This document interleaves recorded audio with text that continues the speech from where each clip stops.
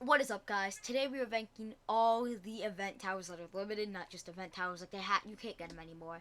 And yeah, sorry, I'm kind of having a lazy video because yeah, my file got corrupted, so I couldn't make the video I actually wanted to. So yeah, see you guys in the vid. Okay, so coming in last place out of all the event towers, at least maybe I'm missing one. I don't know. I'm stupid. Last place is Archer. Now there's not very much to say. He's pretty weak. His piercing is decent, but that's about it.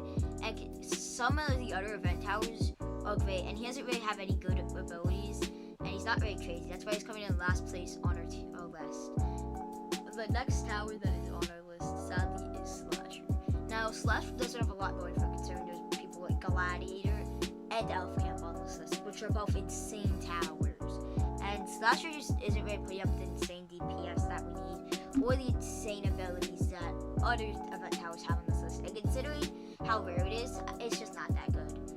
Okay, so the next tower on this list is a bit controversial, but some of y'all might say, Coffee, Frost Blaster, and yes, Frost Blaster is the next on this list.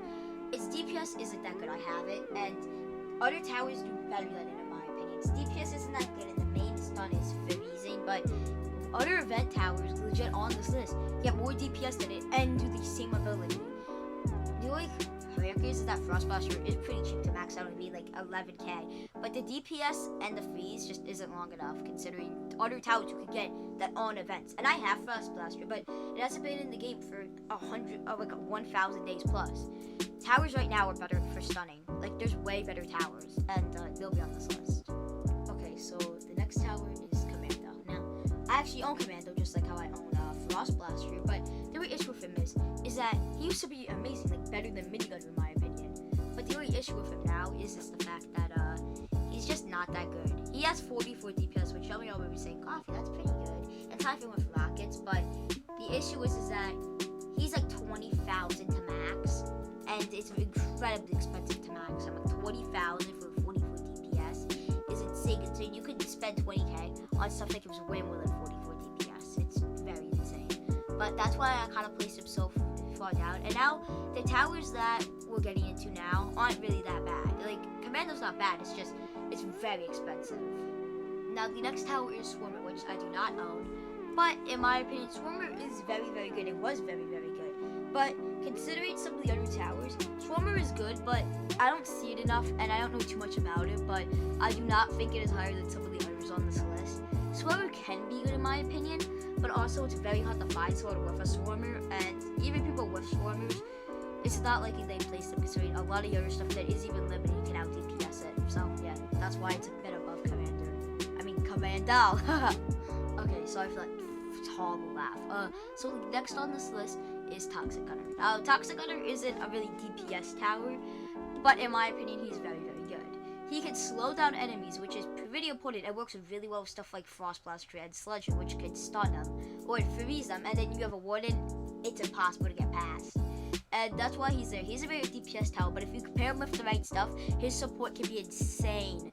And it basically just won't let any enemies feel the track. But his very, very, very low DPS kind of messes it up. So, yeah, that's why he's so low on the list.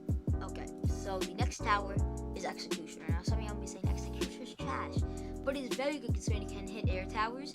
And the Axle's back. And in my opinion, it's just all around good because there's only a couple things that can hit air towers, and a lot of them are pretty expensive. Executioner is a bit expensive, but it's pretty good considering it can hit air towers. And is pretty decent all around. I mean, its DPS is nothing insane, but it's not bad, and it's pretty decent considering, so that's why it gets such a high spot on our list. Okay, so the next tower on the list is Sledger. Sledger has pretty solid DPS with a freezing ability, which basically it's basically just Frost Blaster, but better. Not as rare, but better. Its DPS is pretty solid. The only issue is its range pretty low, so yeah, it's kind of the only issue, but it has very, very, very solid DPS for a melee tower. But there's a bit of stuff that outranks it, but it's pretty good considering its DPS is pretty high and it does have freeze ability. Okay, so the second option may give me a bit of hate, but it's Gladiator. Gladiator is incredibly good early game. I mean, one of the best early games you can get.